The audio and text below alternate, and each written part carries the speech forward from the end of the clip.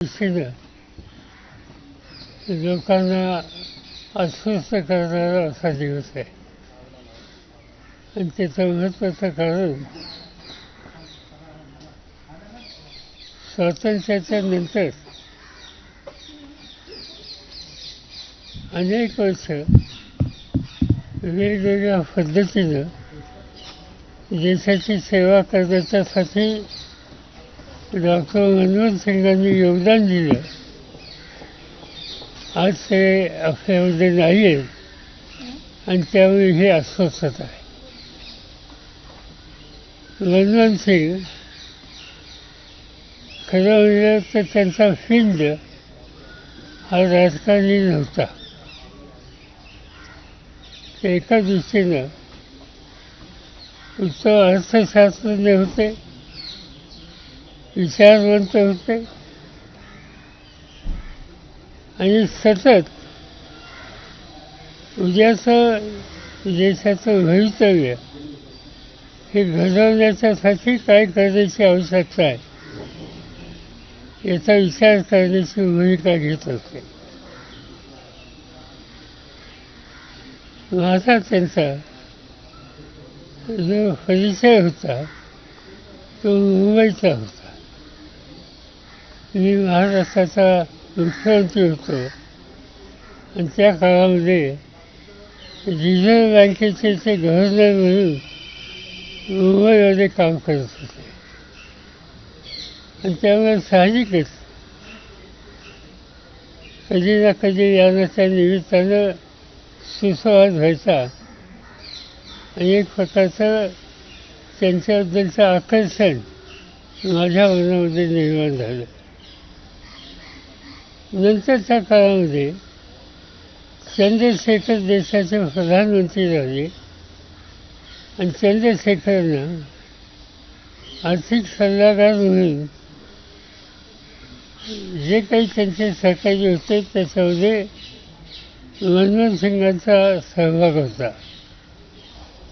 आणि त्यानंतरच्या काळामध्ये नरसिंगरावचं मंत्रिमंडळ झालं. त्या मंत्रिमंडळामध्ये ते अर्थ खात्याचे मंत्री होते आणि माझ्याकडे संरक्षण खातं होतं. आणि विशेषतः प्राईम मिनिस्टरच्या अध्यक्षतेखाली मंत्रिमंडळाच्या एक दोन कमिट्या बसायच्या. Committee for political affairs, committee for foreign affairs, याच्यामध्ये तेही होते मी होतो. आणि त्याच्यामध्ये या सगळ्या प्रश्नावर त्यांची स्वच्छ निर्भीड मतं ऐकायची संधी आम्हाला लोकांना मिळत असते. ते मितभाषी होते पण आपल्या भूमिकेची अतिशय पक्की होती. नंतर देशाचा प्रधानमंत्री पदाची जबाबदारी त्यांच्याकडे आल्याच्या नंतर त्या 10 वर्षामध्ये देशाच्या विशेषतः अर्थव्यवस्थेला एक दिशा द्यायचं काम त्यांनी केलं. इतका संकटाचा तो काळ होता की देशाची आर्थिक अवस्था ही अतिशय अस्वस्थ होती.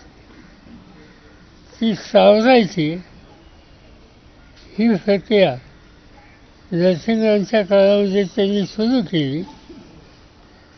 आणि स्वतः प्रधानमंत्री झाल्याच्या नंतर त्याला अधिक भरीव अशा प्रकारचे निर्णय घेऊन त्यांनी त्या संकटातून देशाला बाहेर काढलं.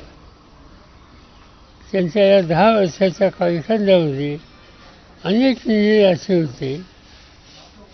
उदाहरणार्थ राईट ऑफ इन्फॉर्मेशन, या देशाच्या नागरिकाचा शासकीय निर्णयाच्या संबंधीचा माहिती घ्यायचा अधिकार हा आहे. किंवा रोजगार हमीसारखा निर्णय असेल, असे 9-10 महत्त्वाचे निर्णय त्यांच्या काळामध्ये त्यांनी घेतले आणि संबंध देशाला एका वेगळ्या दिशेला न्यायचा प्रयत्न केला. आंतरराष्ट्रीय पातळीवरसुद्धा त्यांची प्रतिष्ठा उंची होती.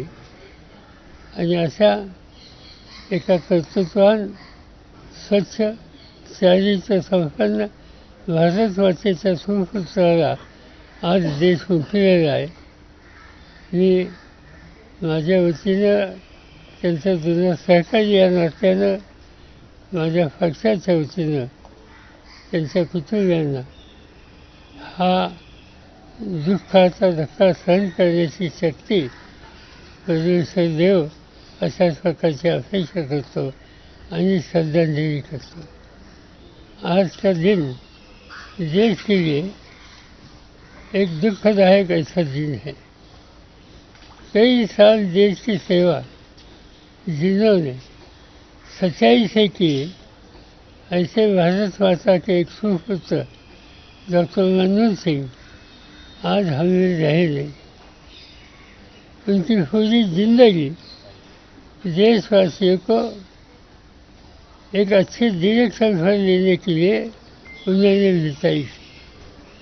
व्यक्तिगत मेरा उनका रिश्ता मुंबई से था और उसी समय महाराष्ट्र के मुख्यमंत्री की जिम्मेदारी जब मेरे पास थी तब रिजर्व बैंक के गवर्नर के नाते से मनमोहन सिंह यहाँ काम करते थे. तो कई बार मुलाकात भी होती थी. मगर नज़दीक से हम लोगों के संबंध तैयार हुए कि जब भारत सरकार में काम करने का मौका उन्हें मिला, मुझे मिला. मुझे याद है कि नरसिंह राव की सरकार जब बनी तब फाइनेंस मिनिस्ट्री की जिम्मेदारी उनके कंधे पर थी और डिफेंस मिनिस्ट्री की जिम्मेदारी मेरे कंधे के ऊपर थी. मेरे फाइनेंस मिनिस्टर की जिम्मेदारी वो ज़्यादा इम्पोर्टेंट थी क्योंकि देश की अर्थव्यवस्था मुझे मुश्किल में गई थी. जहाँ तक देश का सोना गिरवी रखने की नौबत देशवासियों के सामने, शासन के सामने आई थी, ऐसी स्थिति से इस देश की अर्थव्यवस्था ठीक रास्ते पर ले जाने का काम मनमोहन सिंह ने बड़े मेहनती से किया था. ये कभी हम भूल नहीं सकते. और बाद में जब 10 साल देश के प्रधानमंत्री की जिम्मेदारी उनके कंधे पर आ गई तब हम लोगों ने मिलकर नज़दीक से काम देश के लिए किया.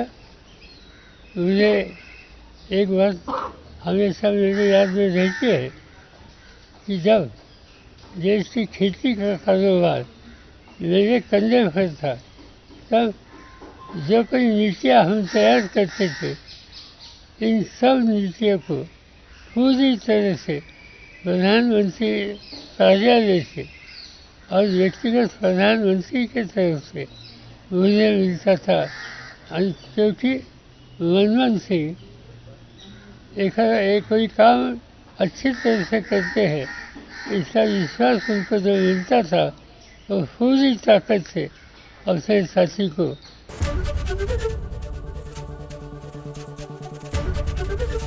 एबीपी गंगा, खबर आपकी, जुबान आपकी.